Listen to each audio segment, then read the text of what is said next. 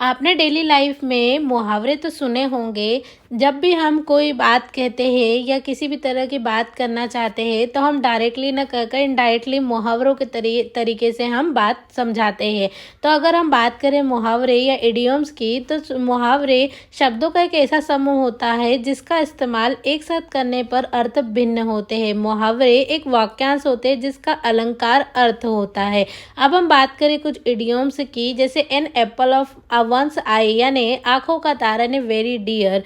जैसे कि अगर हम इसका अर्थ देखें या इसके सेंटेंस देखें तो कहते हैं ना कि हम किसी को she is Apple of my eyes, वह मेरी आंखों का तारा है। तो इस तरह से हम इडियम्स या मुहावरे कहते हैं जो कि हम जिसका अर्थ क्या होता है, भिन्न होता है। नेक्स्ट अगर हम बात करें अ पीस ऑफ केक, यानी something very easy to do, बहुत ही आसानी ने कोई भी काम है जो बहुत ही आसानी से हो जाता है उसे हम क्या कहते हैं मुहावरे में, अ पीस ऑफ केक। अगर इसके सेंटेंस की बात करें, the project was a piece of cake because it was the incredibly easy. यह प्रोजेक्ट बहुत ही ईजी था क्योंकि यह बहुत ही आसान है। नेक्स्ट इडियम देखते हैं, bag and baggage with full luggage. अगर इसके मीनिंग की बात करें तो सारा सामान सहित। अगर हम इसके सेंटेंस की बात करें तो सेंटेंस किस तरह से बनेगा, he has left Agra bag and baggage, वह अपना बैग और सामान आगरा छोड़ आया है। तो इस तरह से हम इडियम्स बनाएंगे। नेक्स्ट अगर हम बात करें इडियम्स की, once in a blue moon. Once in a blue moon का मीनिंग क्या होता है, वेरी रेयरली, यानी बहुत कम या कभी कभार। सेंटेंस किस तरह से बनेगा, I only go to the beach once in a blue moon because I live so far from the coast.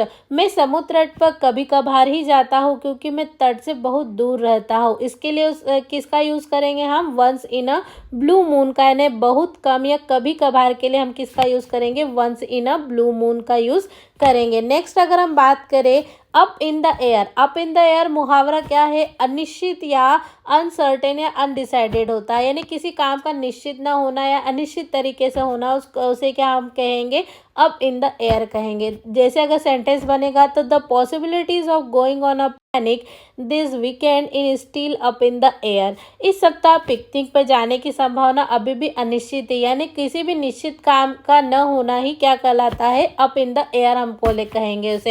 यानी अनिश्चित काम के लिए हम किसका प्रयोग करेंगे, अप इन द एयर का।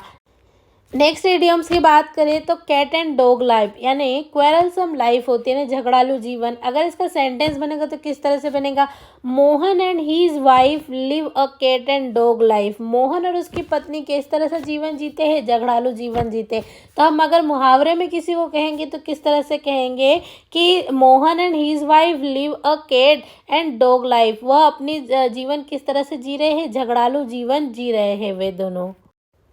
नेक्स्ट इडियम्स देखिए तो method to my madness. Method to my madness का मीनिंग क्या होगा, समवंस मिस्टीरियस बिहेवियर, किसी का वेरी स्ट्रेंज बिहेवियर होना ही क्या होता है, मेथड और टू माय मैडनेस होगा। तो इसका सेंटेंस किस तरह से बनेगा, you may be thinking that I have gone crazy but there's method to my madness. यानी आप सोच रहे होंगे कि मैं पागल हो गया हूँ, लेकिन मेरे पागलपन के पीछे एक तरीका है।